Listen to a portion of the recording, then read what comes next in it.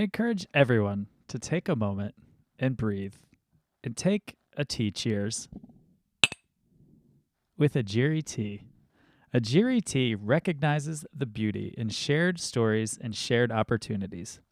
Ajiri sources award-winning tea from Kenya, employs women in the region to handcraft the labels, and sends 100% of the profits back to the region to support orphan education. Save 10% on your order of Kenyan teas and coffee with the code BeautifullyHuman at ajiritea.com. AJIRIT.com. Tea mugs up. Hello and welcome to the Beautifully Human podcast. I'm Nick Sheesby. In this podcast, I speak with beautiful humans from all around the world, sharing with you their incredible stories, revealing the power in every human story, to spread love and humanity to a world that is in desperate need of it, to show that we can all connect in beautiful ways, no matter where we come from or what we look like. What you will find out is that we are all beautifully human. Let's all be beautifully human. Hello and welcome to the Beautifully Human podcast. Thanks for joining from wherever in the world that you are. It's really awesome that you're here. Today, I am hanging out with Hope Reger, and she has been through an experience that is most people's worst nightmare. And she has taken it and turned it into something incredibly beautiful and unbelievably positive. And it's really, really, really incredible that she's doing it with such beauty and such a love for her fellow humans. And yeah, this is a really powerful conversation. So I hope you enjoy it. If you enjoy the podcast, follow along on Spotify. Follow along on Instagram at the Beautifully Human Podcast. Rate, review, and subscribe. It gets these stories out to more people, and that is a beautiful thing. And most of all, enjoy this beautiful conversation. I love to start these off with a very broad, overarching question and say, tell me the story of your life. Wow. Okay. I was born in the 70s. My family was split. I come from a divorced family. My parents divorced when I was 8. We moved around quite a bit with my mom. She, got new jobs and moved around. She was just never very stable when it comes to living arrangements. So we moved around all through my teenage years. And then as I grew, I was a mom at a very, very early age and sort of took off on my own at 17. I had a little boy at the time, and he was my world. And I was going to prove everybody wrong that just because I had him at a young age, it didn't mean that I was going to fail. And I think that's started my whole livelihood of being, positive and encouraging and courageous and strength. And so as I grew, I became involved with the financial industry. And that's where I've been the past 25 years, is as a talent coordinator for a major bank here in Ohio, across the country, actually. I married and divorced. And I had my youngest son in 97, Justin. And my kids were my world. And I lived for them. I did everything for them. I made sure that they knew mom was, going to be there for them no matter what. I didn't have a really great relationship with my own parents. I think that they sort of left me to do my own thing. And I think that looking back, of course, I was very frustrated with that and angry with that. But now it made me who I am. It gave me a lot of strength and courage to do things on my own. Yeah. And I always wanted my kids to know that I was there for them. And I'm still there, and that they were my world. Yeah, I love that. Yeah, I think that's a good balancing act between like, leave me the hell alone, mom and dad, I'm fine, and then the like, did they leave me too much alone? Right, I think people right. can confuse that of, well, man, they are too constrictive and I just can't do anything versus like, well, I didn't give a shit. I just did whatever. And it was Right, exactly, exactly. which one's better? And I know people that on both sides of that spectrum. Yep, Um, absolutely. so when were you, how was it when they got divorced for you? How was my How the did, how, kid? yeah, well, for you, like as a kid when you were that young. It's funny that, and I think I've carried this all through my whole life, but as you look back on things, I handle it with laughter, which is ironic, but I'm one of those people that when bad things happen, I start creating jokes and stuff to create the liveliness of it. And I remember being 8 years old, coming home from brownies or Girl Scouts. I don't know which one it was. Yeah. That was a long time ago, but they sat us down, my sister and I, and they said that they were going to go through that, dad was leaving, and they were going to separate for a while. And at 8 years old, I didn't know what that meant. Yeah. And I didn't know the reasoning behind it, of course. I just knew my mom was a mess. And my dad, when he was leaving, I cracked a joke like, don't worry, I got this, kind of dad, I'll take care of it, and it's ironic now that I cracked a joke in that serious moment, Right. but I wanted to sort of smooth everything over, make everything okay. So Yeah. that's the way I've been my whole entire life. Yeah. That is, I know I've done that before too. And when just something really bad's happened and I've just made a joke and it seems ill timed, but at the time it's just like I'm hurting so badly that I don't know what Right. else to do. Like laughter's medicine, right? I think it's the best Right. medicine. So maybe if I can laugh about something, it'll be better. Right. It was the worst awkward moment. I remember I my dad bet. looking at me and I was just like, and he just looked at me like, that's so Hope. So Yeah. I love that. You can have your own little catchphrases. That's so Hope. that's so Hope. I like that. I like Yeah, see, just it. any awkward moment, just make a weird joke, and you're like, "That's so Hope." That's so Hope. I ask that because I had a kind of a flip side where my parents are still together, yet there's been no love probably since since I came into the world 36 years ago. Hmm. Um, and they just stay together for religious reasons, which is very tough for me. Yeah. Um, so I was just wondering because I've come to the grips in my reality of I think I would have been much happier seeing them happy separate because I Right. had friends who had divorced parents and it was a tough part of life to deal with, but I also was like, well, I have a broken home. Right. So it's just internally, not like two separate homes and then like you have to deal with like stepmom, stepdad. I didn't have to deal with that dynamic. I just had to deal with the awkward inward broken home. So yeah, that's why I was wondering because that's been something I've been working through now of just being like, yeah, I think I would have been much happier had they just been happy for themselves. It's funny that you said that because there's so many parents out there who we feel like we're doing the right thing. We're always, as parents, trying to do the right thing, right? Yeah. We're always trying to think we know. And I've told my kids before, I said, I've made mistakes. And as I've grown, I've learned from those mistakes and I apologize for those mistakes because I've always in the back of my mind really felt that was the right thing at that time, and sometimes it's not. And as parents we have to apologize and say, I'm sorry, I thought I was doing the right thing at that time. But I completely get it. Yeah. And I mean, I know we're not perfect. I'm not perfect as much as you love your parents. They're never going to be perfect because we're all human, but All right. um yeah, it's just such a weird dynamic with parents and kids and then awkward jokes as they're walking out. That's so hope. That's so Hope. That's so Hope. So how when you were moving around, how was that pretty hard, I'm guessing?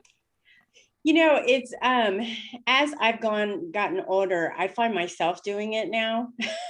Ironically enough, and my oldest son, who's 31, has been at the same home for 9 years, and that's like a record. And I feel like he owns his house, and I move around a lot now. It's not that I just feel like I'm always moving, looking for something, and it's really sad because I want to find something where I feel like I'm always looking for that home kind of Yeah. feel, like I want that home kind of feel. So I don't know if that has an effect, but I know for my son, he's very much a homebody and he does not like to go on vacations. And ironically, he's on a vacation right now, but he likes where he's at. He's content. And for me, I'm just constantly looking, and it's maybe a product of that, I'm Yeah. assuming.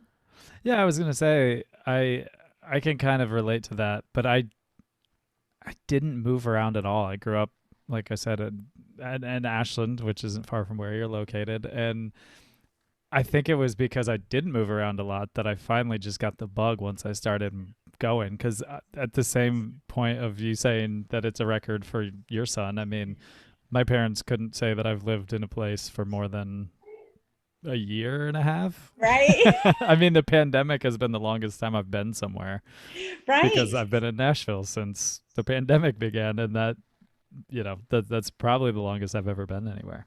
Right. I totally get it. I'm very, very now I love my hometown. I'm from Xenia where my son lives. And I love that town. I lived within that town for the past, 20. I moved to Columbus for my job. Okay. But I've lived in that town, but I've moved around within that town. So I don't know. It could be that. Yeah. The only thing I know, well, I went to there was a I think it was a play or some sort of outdoor play with horses and stuff in Blue Xenia. jacket. Yeah. Yeah. Holy hell, I hadn't thought about that in a long time. Is that That's still no longer happening? there, Okay. unfortunately, but I've been there and it's very close. I mean, that's in Xenia. So you're That's exactly so right. It's funny. either tornado or blue jacket, I one was or going to the other. say the other thing that I know about Xenia is Gummo, the movie, which I don't know if you saw that movie, but it's No. based around the tornado. It's one of the creepiest, like, most Oh, messed up movies. Um, but were you when was that tornado? 74. Were you around? I was not in the town at that Okay, time. No, but yeah, absolutely. I was around, but not in that town. got you. Okay, I didn't want to be insulting, but you did say No, the you're '70s. yes, I did say I was in the 70s. No, it's the town is very, very, it's very nostalgic, and everybody's just gracious, and I love the town, and I love my son owns a business within the town, and so you can't go anywhere to the local Walmart or to the local grocery without somebody knowing my son. So it's a pretty cool place. Pretty cool place. So I like it. Yeah, maybe then don't watch Gummo because it kind of horrified me of your hometown. I remember watching it and just Know thinking, if I want to oh watch it god. now. Yeah, maybe don't watch it. Um, so I have a question that I ask everybody, and it kind of goes in with finding your sense of home and kind of like moving around and stuff. If I came to you and I said, Hope, I have a plane ticket and you can go anywhere in the world, where would you go? I would have to say, wow. I guess I would go to the Bahamas, the Atlantis, um, sun, beach, fun. Like I think we're trying to maybe get there next year, Okay. but we got my husband and I got married in Hawaii, so that would have been my first choice, and it was beautiful. And I haven't been around in a lot of places like I've been to Florida and I've been to, Chicago and Arizona, but I haven't really experienced I've never experienced outside the United States. So, um, yeah, I would say the Bahamas. It's That's just cool. gorgeous, gorgeous. Yes. The people there are by far the best part of the Bahamas. They're the Is most it? kind and wonderful, just lively, joyful humans. Yeah, I love it's super that. cool. I work in the music industry, and my partner and I went on some cruises that had it was like festivals at sea. So it was music on the boats, and then like you got off on ports similar to regular cruises. And we went to this vegan restaurant in Nassau in the Bahamas, and we walked there, and it was like in the local part of town where mostly the tourists don't get that far to, because it was about a mile walk. And I was like, "Nah, let's go find this place." And we ended up meeting this dude, Cliff, who became a really good friend of mine, and he does tours down there. So if you do go there, I will hook Okay. you up with Cliff, and he'll give you the insider view of NASA. NASA. Awesome. Yeah, he's amazing. He calls it cliff hanging, which is fantastic. That It's is like it's so good. fantastic. That Yeah. is awesome. I love that. Yeah. So I like that, and I would love it if I could connect some dots and get you a local experience in the That would be, Bahamas when you go down. yeah, that would be incredible. Wow. Yeah. Um, all right. So I want to ask you about your the grief to hope. Hmm. Can you talk to me about that? Absolutely. So, a little over 4 years ago, I received a knock at the door. And as a parent of a 19-year-old at the time, I thought, when I saw these policemen outside my door, what has this kid done? And because he's 19 and living the life, and he was living with some friends in our hometown at the time. And the police were there, and I opened the door, and they asked me if I was Justin's mom. And I said, absolutely. Oh, Lord, what am I? And it never dawned on me what they were about to tell me. And they didn't tell me. They handed me a letter, a note with a name and number, and said, "This person's trying to get a hold of you. You need to reach out to them, urgently." So I thought, okay. First thing I thought of is, okay, this is going to be our hometown police department. They've got Justin. He doesn't have money to collect call or can't figure it out, anything, right? Sure. And so I went upstairs and I dialed the number, and the person on the other line answered Greene County Coroner. Okay. And I was like 10 seconds, and I was just completely changed at that moment. That 10 seconds, my life, I tell everybody I have that before that call and after that call.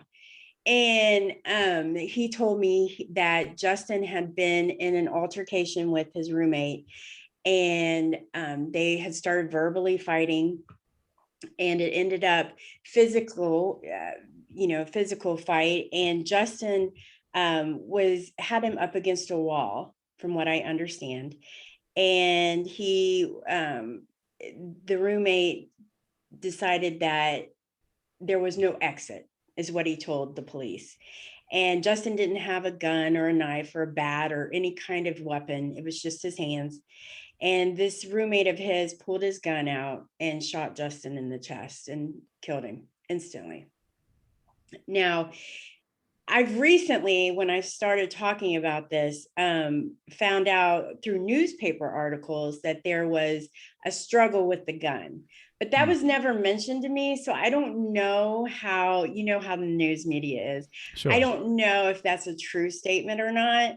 But what I do know is that there was a witness that did state that Justin had no weapons, that they were physically fighting, and that he had pulled the gun and shot Justin. He didn't mention anything about struggling or anything to the police. So my life, as you can imagine, changed in that very, very moment.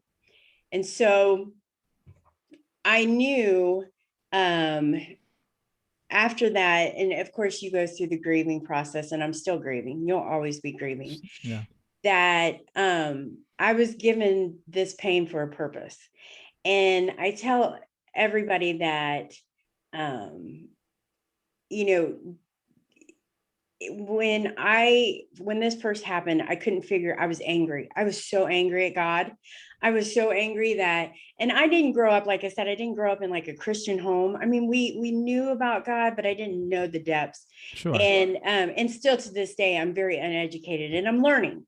So, but I do know that I kept saying there has to be a reason I've been given this, and Justin is not with me here. And so I went to a counselor, and the counselor suggested I went to like a Christian-based grief group. And I learned a lot about God, and I got very angry with him, and I got very mad at him. And I learned that that was okay, right? That was okay to be angry, and that he understood. And I kept searching for my purpose, right? I'm thinking there's got to be a reason. Yeah. And so I remember driving home from that Christian-based group, and I just said, okay, tell me, what is it? What's the purpose? What do you want me to do with this? And I think, or heard, or imagined, I don't know, he just said, be kind. And so I was like, okay, I can do that. I can be kind. I don't know what that means, but okay, I'll be kind. And before Justin passed, I've always been positive, sunshine, roses. Everybody wants to hang out, because I'm, fun Is that so hope? That is so hope. And that is so hope. And so I thought, okay, I can do this. I can be kind. So I volunteered. I started to volunteer. Justin was such a giver, and I tried to pay it forward. And I remember being in line my first time paying it forward, going, okay, I'm supposed to be kind, so I'm going to pay for the person behind me. But I knew that it was in a drive-through. I could hurry up and get out. It wasn't like those double windows. So, so I'm in the line, and I told the lady I wanted to pay for the person behind me, and she told me the amount, and I gave her the amount, and I hurried up and left. Or right before I left, I looked over, and the name tag said Justin, which is my son's name that passed. And Wow. I was like, okay, this is what I'm supposed to do. I'm just supposed to be nice. I was like, I got this, right? And so, as the past 4 years have gone on, I try to do everything possible to spread kindness and be good, and try to pay it forward as much as possible and volunteer. But last year when COVID started, and I knew that I wanted to write a book, right? I thought that's what I needed to do, was to give everybody, positivity and encouragement, and know that there's a purpose. And so when COVID hit, we all started Zooming, right? And so I was like, I'm on, that was, I knew the outlet that I could use. And so what I decided to do was I developed a program. I don't know where it came from. It came from, up above. And he gave me the words and the knowledge, and I developed this program called Grief to Hope. And basically, it's a virtual grief support group for anyone that's going through grieving at any time of their life. And we meet and we talk about, topics that's on there. And it's just a support group. It's a peer group. And it's just blossomed. And it's my way of spreading kindness and positivity. But the biggest thing is just allowing people to come and be with people that understand and get what you're going through is probably the most comforting thing in the whole world. Yeah. So that's where Grief to Hope took off last year during COVID. Wow, that's incredible. And do you think, and this is just one thing that's coming to mind, do you think because it was virtual that it became bigger because it was able to go to communities outside of your community? Absolutely. So I didn't know where to start or how to promote this. So of course I had every family member that I knew of join the first group, right? And every office member, I'm like, please come to this. So there's nobody, but what had happened was a few people from that Christian-based group came, and a friend of mine that had lost her son to suicide came, and it's a 7-week rotational program. So we talk about different things, throughout the week. It's just a main topic. I spell out grief. So we talk about the gift of time and receive help and inspire. And so there's always a main topic that we start with. But absolutely, I think reaching out through social media has helped, through Facebook groups, because then I started getting people from Canada, and I've got people from North Carolina, and I've got people from South Carolina, and I had somebody join from the UK. Of course, it was like a different time zone. She couldn't make it work, but Sure. and so it's grown, and it's exciting. But at the end of the day, when I hear them say, it was just good to be myself. Just come and say the words that I couldn't say to, my friends or my coworkers, or just to express uh,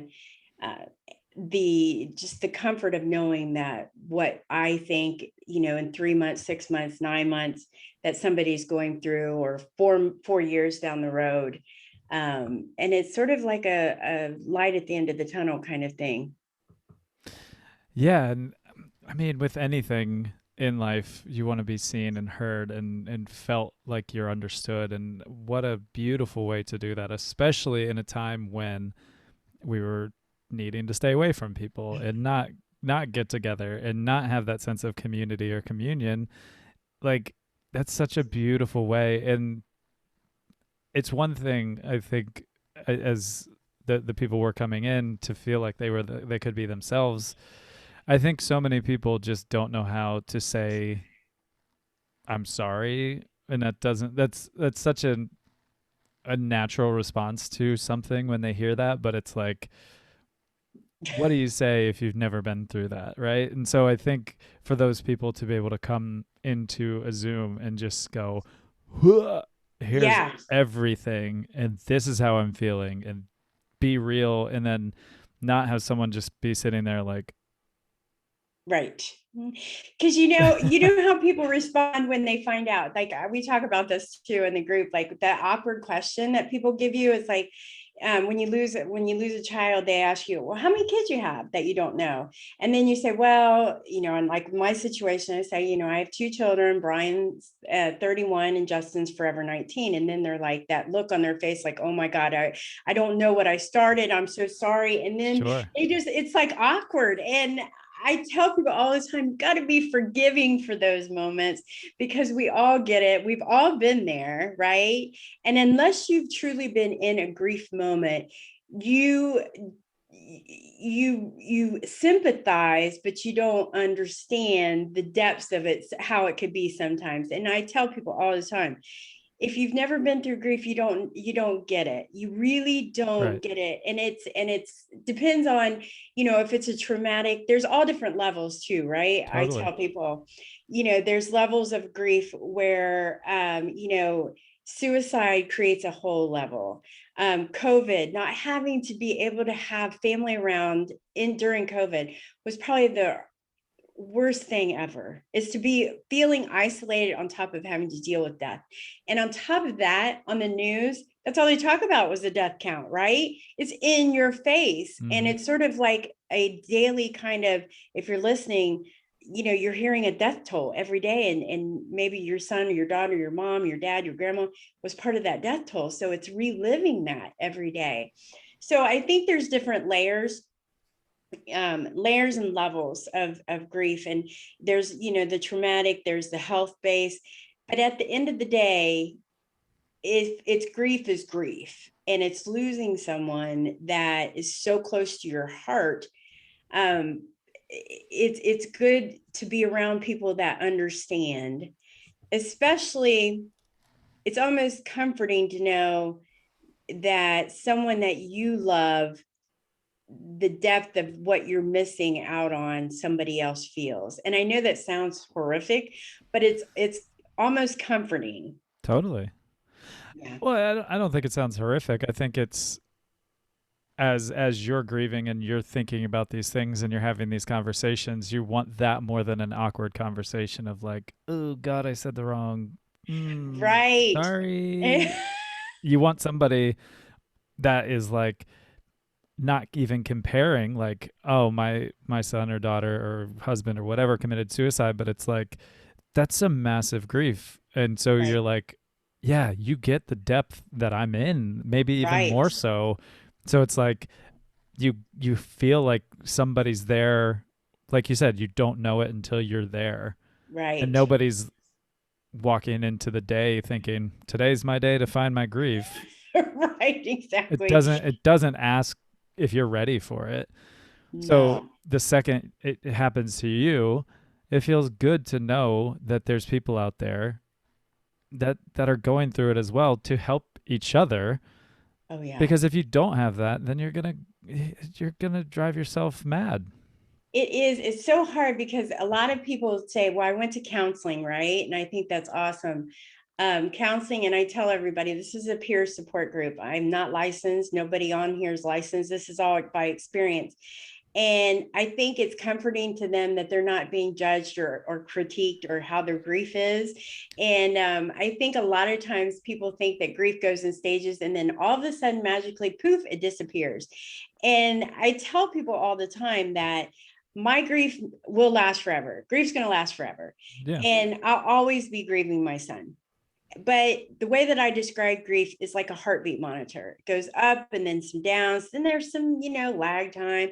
And then as you are grieving longer, those lag times last a little bit longer, but you still have those beeps and you still go down and you still have those great things. And then you have those great days and bad days. But you have to learn how to um, take what you're given and create and inspire yourself to be the greatest person that you can be and live for them. And that's what I tell everybody. I have the biggest fan in heaven, right? Like Justin wants me, or I'm embarrassing the crap out of him, one or the other. But he's like, That's the you go, balance of life, though. right. It's either mom, could you cut it? Yeah. Or you just do it, mom, Yeah. make me proud. And that's what I want to do. And that's why I work. Like grief to hope is bigger than me. It's and I say this all the time, grief to hope is bigger than me, and I have to earn it. And so I have to earn every day of how I can make it better and how I can help other people. Because people say all the time, why are you doing this for free? And I do it because it helps me help them, and I'm honoring my son, and I get to say his name all the time. I get to talk about him all the time, and people don't get that, and some people are like, oh, you got to relive this story. I'm like, no, no, no, I get to tell this story. Right. I get to say his name and say what kind of person he is and explain the story, but I honor him all the time. And that in itself is a huge blessing to me. Yeah, you get the power of it. It's your story to tell at this point. Because if you stop talking about it, what does that do? Right. That doesn't help you. It doesn't help Justin's memory. It doesn't do anything for anybody out there who's had a situation even kind of similar to yours. And Yeah. to the point of the grief is like, yes, there's so many different kinds of grief, but the cool thing about a peer group with that kind of thing is that it is your grief. You Right. grieve your way, they grieve their way, and that's okay. And that's a Yeah. beautiful thing about a peer group is it's like it it's not saying you're wrong for your grieving. It's just come here and grieve, and let's figure it out together and walk through this together. Because again, you didn't ask for the grief; Right. it was brought to you by life, and then yeah, bond together, say the names, like put the power in it. I mean, you have a horrific situation happen, and then what a beautiful way that you've come about it to still be able to talk about your son and talk about him to other people and help them because you're telling your story, and the more energy and the love that you put into that, they can feel that and then see how well you're doing, and then you probably get that from other people, and that's a really incredible way to deal with an impossible situation. The situation is just exactly it. Exactly right. It's here. It's Yeah. here, and we got one or two ways. We can be the victim or we can be the survivor, and do something positive to make something purposeful of it. And I'm honored that I'm able to do this and enjoy it. And exactly what you said with people and grieving and being themselves and coming in. I hear that all the time, like, whew, it's like they could take that weight off their shoulder and just be, That, yeah. and it's one of the greatest things with Grief to Hope is there's no judgment, first of all. And I say this in every single meeting, is that we aren't here to judge you. We're not here to disrespect you. We respect everybody's opinions, religious beliefs, feelings, diversity, all of that. All we're here together is to be here for each other because we all know what we're going through. So it's a great thing. Yeah, and I love that you said that, of just no judgment. Just, I mean, because again, it is everybody's grief. Everyone's dealing with it. How they are, and Right. you're just learning that could be you have a really good day and you're super positive, and the next day it's just like I hate everything. I know. And I It's don't I don't amazing. want to I want to sit here and I'm just gonna like flip the camera off the whole time, and that's my grief for today. Right, exactly. And that's what we try to teach everybody, is to feel the moment, right? And to not try to hide it and not try to put it away, because I think when you store something, it keeps building up when you store it. And I tell everybody, one of the quotes that I use is, you have more strength in you when you're grieving. A griever has more strength in them than some people could ever imagine in their lifetime, because they're the moms that get up every day after losing a child and have two other siblings that they got to take care of. They got to pack lunch. They got to get them off to school. They got to make Christmas perfect. They got to make Easter perfect, trick or treat. And when really they just want to go to bed and hide, right? Right. So the strength and the courage that anybody that's going through grief is just incredible. And when I'm done with Grief to Hope, after our sessions, I'm just completely inspired and amazed by the courage and the strength of all these people. I love that so much. And yeah, I mean, life, yes, grief happens, but then life continues. Right. It doesn't slow down. I mean, yeah, to think about waking up every morning and still having to have some semblance of a family, of a life, of any kind of control over what happens in your home. I Right. mean, yeah, I cannot. That is incredibly empowering and strengthening, and just the fact that people are doing that all the time. And I just, it makes me sad to think of people not having something like Grief to Hope to talk about it, or they just can't bring themselves to that makes me so sad to think about. And it takes time. It takes a lot of courage to build up to come to Grief to Hope. And when they're there, I applaud them so much, because the amount of strength and courage it takes. Just imagine, not only do you sometimes have to hide and mask up your grief, but then to come to a group and sort of have to share, and sharing's not required, of course, and it's all volunteer, but that takes a lot of courage. It takes a lot of courage to have it in your face too. And if you're in the midst of grief and all these other people are grieving, you're like, whoa, this is a lot, right? Yeah. But then you realize that you're just a part of a group that's not by choice, but by chance.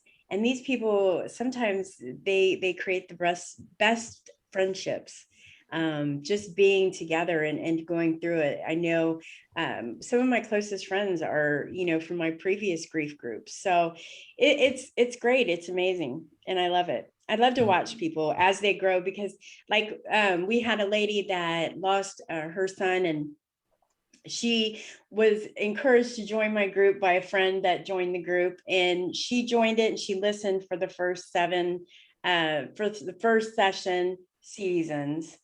series, I'm sorry. And then she came back on the third series and started to talk. And when she talked, she says, I listened for 7 weeks, and I decided it was my time. I wanted to my story. And that, of course, with all the tears flowing on everyone's face, is the growth that you can experience just from listening to other people's stories, because we all have stories, right? Yes. And that we don't know what stories are going to touch who. And my story may not touch somebody, but she may have heard somebody else. And it was actually a suicide story that she had heard.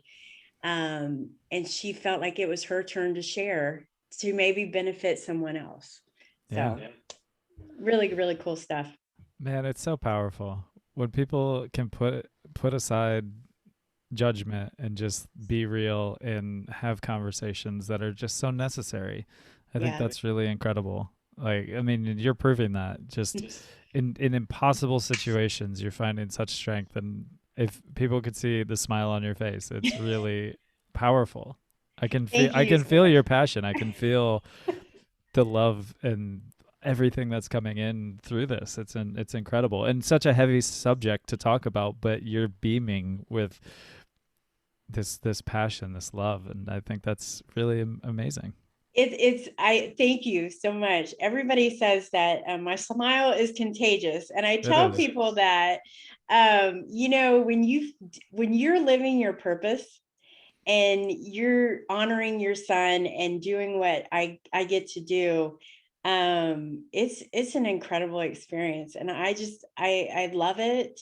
I hate of the situation that we have to be in and why I have to have it, but it is, like I said, it's uncontrollable, and we're here and we're experiencing it. And by gosh, if I can help one person, I want to do it. And it's meaningful. Yeah, and you touched on what this whole podcast is about is the power in stories, right? And that's why I love to start these off the way I do and just say, tell me your story, because there's so much power in every human story. And it's so cool to learn and see how people are grieving or their joys and what they're finding is helping or whatever it is in life, or just to talk about it and see your smile. And now I know when I am done speaking with you, I'm going to be like, really inspired when I walk away from here. It just Well, that's awesome. it's really incredible when you open yourself up to have conversations and meet people. And like you said, that's not the way you would have necessarily wanted to meet all these people who are coming to your group, but you're in that situation, so let's make the best of it. You're absolutely correct. And what an amazing thing that you're doing, bringing these stories to light. And I know that you feel the same way after a podcast that I feel after a group meeting, is that, you are given this great, amazing opportunity to share your stories and other stories of positivity and purpose and love and being beautiful. Is incredible. So you should be very, very proud of yourself as well. Thank you. Yeah, I mean, there's so much to learn. I Yeah. mean, endless amounts of knowledge to know in this world about any different subject. Every single person you speak to in life can bring something new to your life if you just open your mind to it and sit down and have a conversation and just listen. Right. I get so much joy when I talk less on these podcasts. It's not I enjoy contributing, but the less I talk, I just get to sit and bask in it, and I'm like, "Oh wow, what do Yeah. I get to learn today? This is incredible."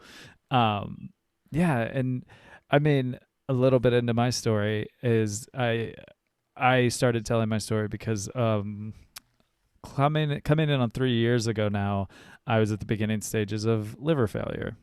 Wow. And so I was up in Cleveland at the hospital, and I was told I might not have another day left because I had drank myself almost to death. And so that night, I came to a grip with that I had lived my life the way I wanted to, and I was damn proud of myself for that. But I was also thinking, if I make it through this, I have to make a difference. And I can't not talk about these things anymore. I can't just glaze everything over and drink it all away, because I can't do that ever again. And I just was like, I have passions and I have these priorities in life that I think that I cannot falter on. So I was like, I'm going to start to make a difference, because when you sit there and you look at the vacuum of your life and you're just like, what is my life? What did I do with myself? I was like, I need to make a difference. And then I was seeing a lot of hatred and ignorance a lot in this world recently, and I was just like, I'm sick of it.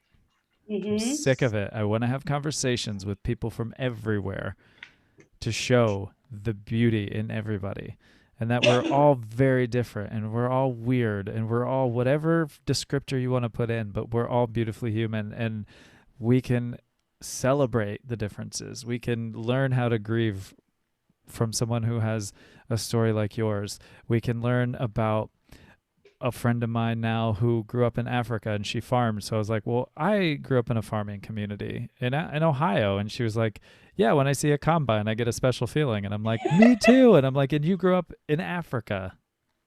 It's very Yeah. different, very, very different. But it's like, once I started sharing my story and finding the power in it, I was like, everybody needs, deserves, and needs to know that they have power in their story and be celebrated for their story. So let's have these conversations. And a lot of people just don't have these conversations. So I would rather have them and just let people press play and listen if they're not ready to have the conversations, because they just need to happen. What a beautiful story of your own. That's incredible. Thank Isn't you. it amazing that something shifts in our life where we learn we got one or two choices, and the road that you took is to empower yourself and inspire others to just, get out there and tell stories that people need to hear. And then you could have went the complete opposite way and said, you know what, forget it. I'm going to live this life, and it is what it is. Yeah. So it's two different paths that we're always given, and it's amazing how we take those paths, and I think we're given the opportunities to say, okay, you could choose one or the other, but you got to choose, and you make a difference, and you are making a difference, and it's incredible. So that's a great Yeah. story. That's a great story. Thank you. And your story touches me a lot as well, because I'm putting when I'm listening, I'm actively thinking of my story and being like, it proves what I was thinking at that night in the hospital of, man, I am going to make people so sad.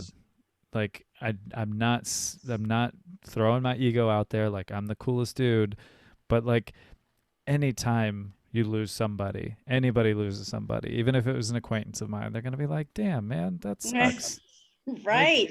then I'm thinking of my mom and what that, so I'm like, your story has like a little bit to me of like, man, I almost put some people through that and they would have needed a group like yours. Absolutely. You never know the circumstances that you're going to run into, or what could have been, the what ifs kind of in life. And bless your mom. I'm sure she's grateful to you that you made that decision. Absolutely. Oh yeah. And the things that happen in our life are just completely out of our control, when it comes to, certain aspects of it. But then there's things that are such in our control that we could, like you said, take that path to make a difference. Because at the end of the day, there's firefighters and nurses and doctors and but that are doing amazing things. But then there's also podcast people that are telling stories that need to be heard, and grief groups and things that are not as well acknowledged but needed, Yeah. right? So Yeah. It's that ripple effect, right? yeah. I truly would love to change every person in the world and make this like the most hippie, swaying, beautiful, peace signs up place in the world. Would I love to do that? 100%. Am I realistic about that? Yes. I know that I'm not going to change every single person's mind in this world, but I will get to as many people as possible. Anybody I Right. touch, anybody I talk to, and that's what we can do. And then your grief to hope, and then mine with the podcast, like our conversation, but then all the conversations you're having gets to Canada, and then like it ripples out, and then it goes to the UK and whatever. It's just it can be that simple of having these conversations and fixing and being not fixing, just being there for the people that you can touch, and then it spreads, right? It is. It's And that's so amazing. beautiful. It is. It's beautiful. You're absolutely right. I love it.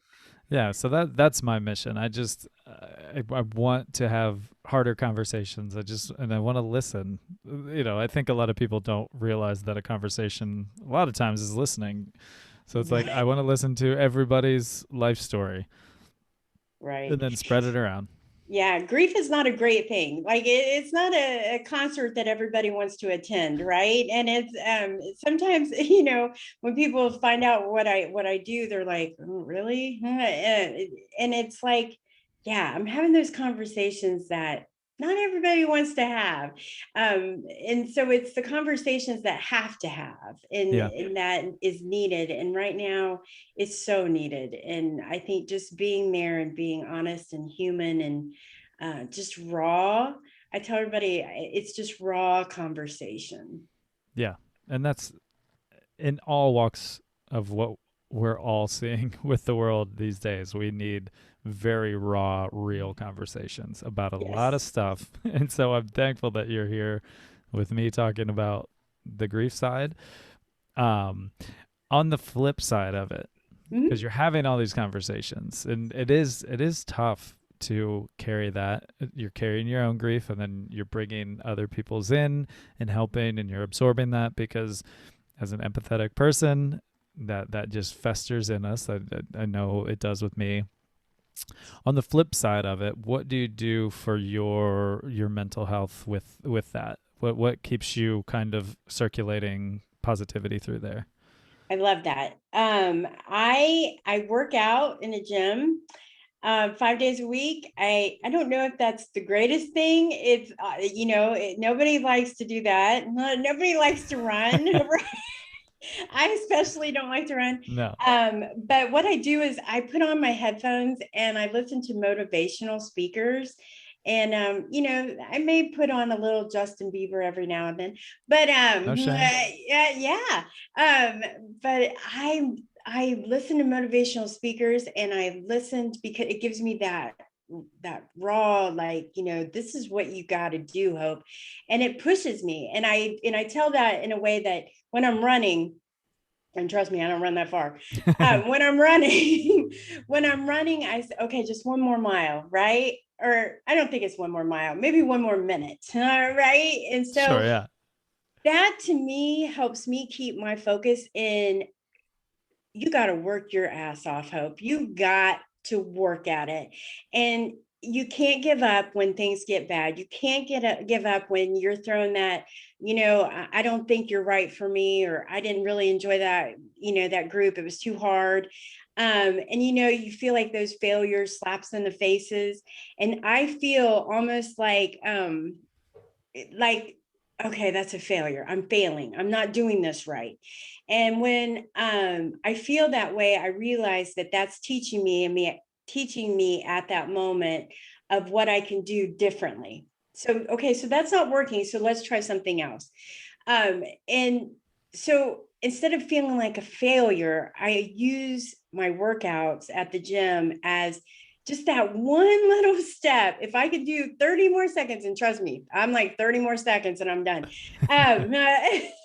That teaches me. So that helps quite a bit. Like I really, and I don't enjoy working out. I shouldn't say that. I enjoyed the after effect of Sure, working yeah. out. When I'm walking out the gym and I'm like, yeah, I'm walking out the gym, Yeah. I'm done. That really helps me. And then my grandkids are amazing. I have two beautiful grandkids that keep me going. And I do a lot for them. Like they're amazing little humans. And Yeah. they are, I hope that I'm teaching them. And I hope that I'm teaching my son and my son in heaven that, you just can't stop. You just got to Right. keep doing the right things. And if you fail, that's okay. You're going to learn from it. But my grandkids keep me going. They keep me laughing. If I'm having a bad day, you just FaceTime them Yeah, and yeah. they're great. So mental health wise, absolutely. I struggle with anxiety a lot. And so working out helps, listening to motivational speaking, being engaged in my family. They mean the world to me. And then um, at my work, I do a lot of work with employee engagement. So I bring on new hires. And so I'm sort of like the first face that they see. And they're probably like, oh, she is too much on the Monday morning. But it's just that kind of thing. It's a passion, and I'm lucky enough that I can do that. So that's what I do usually for that side of keeping positive. And boy, do I not want to let my son down. Right? Well, I mean, there's no way he couldn't be proud of you because you're kicking ass. That's It's awesome. I amazing. love that. Um, yeah, I love how it's so funny thinking about working out because one of the big parts of getting myself healthy was the doctor was like, you got to start exercising, you got to get healthy. And man, I don't like running. I don't like it. Like if it has a purpose and I'm playing soccer, sure, I understand it. But if I'm just going out on the street and I'm just gonna start going for miles, not a fan. But I developed a little workout routine that it's ever changing, but I do it every single night right at the end of the night, right before I'm about to go to bed, because Okay. it's a challenge every night and I want to prove to myself that I can do it. Even if it's 2:30 in the morning and I'm just so tired and I'm like, I just don't want to do this. And I'm like, well, you could have done it at any point in the day, but you Yeah. were stubborn enough to leave it to right now to just beat yourself at your own game. So I do that. I do that too. And I've done it now for over 2.5 years, just like Wow. keeping at it to just give myself one challenge per day, if only one challenge, and it's on myself, and I know that I put myself in it every single day, but it's a fun challenge just to give myself that every day. I think it's the accomplishment of it, right? Totally. So it's amazing. Like I'm at the end of the, I'm like, I did it. I did not want to get out of bed this morning at 5 o'clock, but I made it and I've done it. And I knew that if I didn't do it today, I would have to do it tomorrow. So why not get it done today? So it's a major accomplishment that you Totally. feel. And so I think that's awesome. I can never do it before bed. I am too much. I am like out early. There's no way I could do it. So But I be mean, proud of I yourself. on the flip, I couldn't do it at 5 a.m. So so we're on different. You're on the sunrise. I'm on the sunset version of I it. absolutely. That's awesome. I love that. And I love that I didn't want to interrupt, but I almost just said that's so hope when you were like, they're probably not wanting to see me, and well, it's a little much on a Monday morning, and I just wanted to be like, that's so hope. But I'm gonna use that. what a beautiful way to like bring such joy to a new situation, because new hiring comes with such a different, I mean, it's like first day of school, so you're nervous as hell. you're Right. you're happy, but it's like, what's this gonna be? It's all those things, and then they get to meet you, which I think is fantastic. And what a cool Oh, way for you to inspire and welcome people, so that moment when they're walking in the door, like, what the hell is this, what am I doing? Oh, this is fantastic. This is the first woman I get to meet. Hell yeah, this is gonna be so right. nice. Like, this kicks ass. Yes. I think I need you on my resume, but Deal. Yeah, send them absolutely. my way.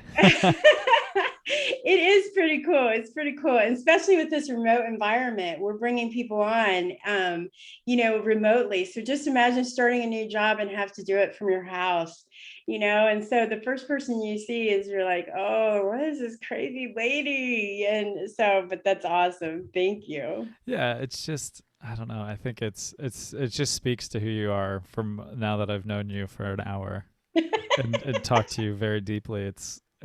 I see that in you, and I just think that's really beautiful.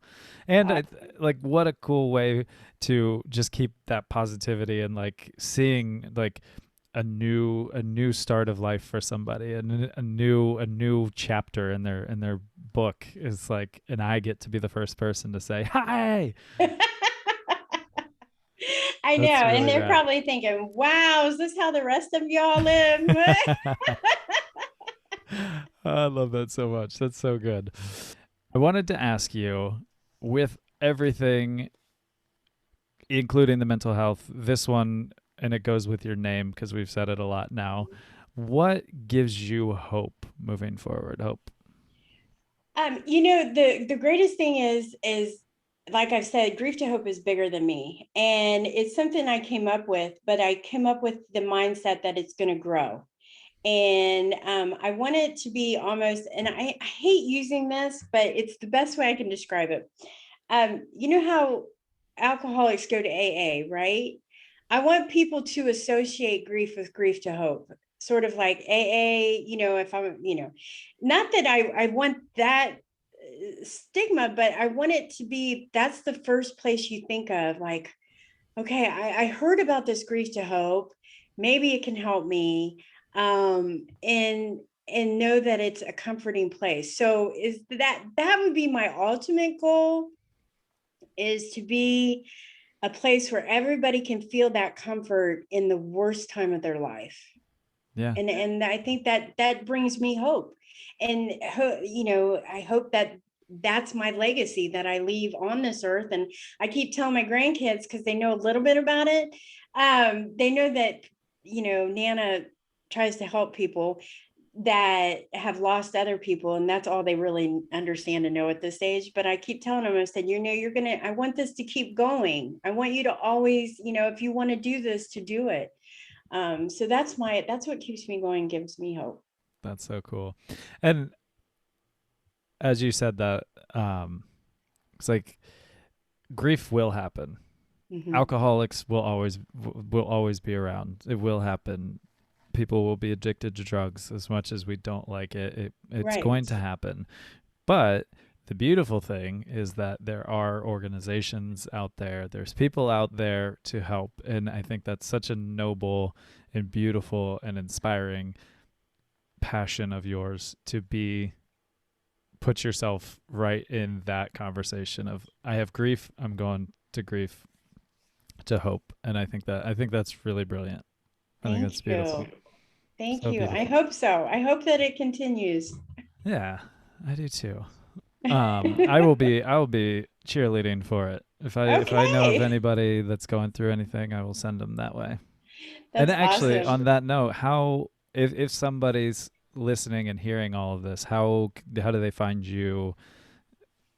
Absolutely. So I have a website. It's www.grief, the number two, hope support.com. And in there, you can contact me. It talks about Grief to Hope. It talks about what we do.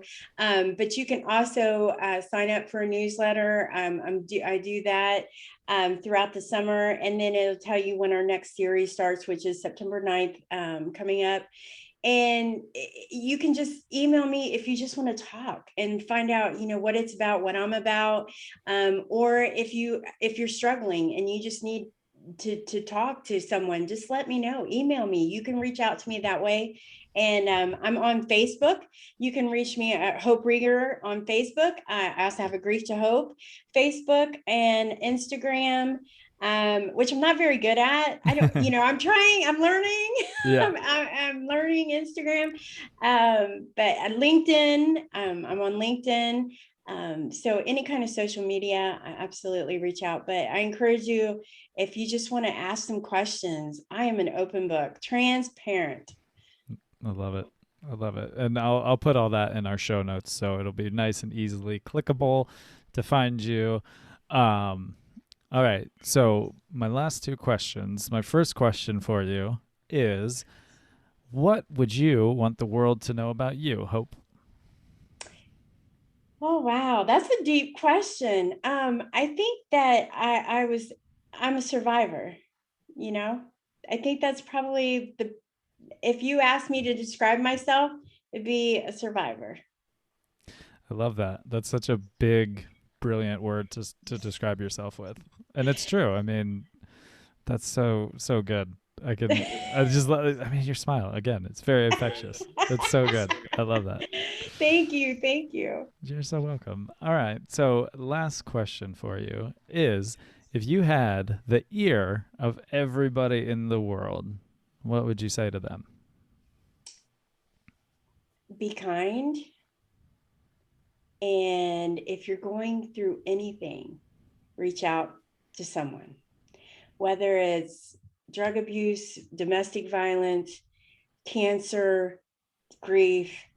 There's so many things out there that you just need to reach out and ask for help, no matter what it is. There's plenty of us out here that are willing to help or find you help. If you are dealing with domestic violence, or if you're dealing with, there's millions of things to find and to reach out to, and don't ever be ashamed or feel like you're not worth it, because you are. Everybody on here is worth it. Yeah. Such a powerful message. Be kind, and that you're worth it. That's a big one. You are worth it. Absolutely. I love it. Well, Hope, thank you for your time. This has been so amazing to chat with you and learn from you and be inspired by you and just keep smiling because of your smile, especially through such a tough topic to talk about. The fact that you're smiling through it shows me how much of a survivor you are. Oh, thank you. Your kind words are beautiful. I love it. Thank you. Thanks for having me. You're so welcome. I'm so glad you came and spent some time with me. You're awesome. Thanks for doing what you're doing. I'm happy to do it. Thank you for listening to the Beautifully Human podcast. To hear more beautiful stories from beautiful humans, follow us on Spotify and rate, review, and subscribe on Apple Podcasts. Follow us on Instagram at the Beautifully Human Podcast. Peace signs up.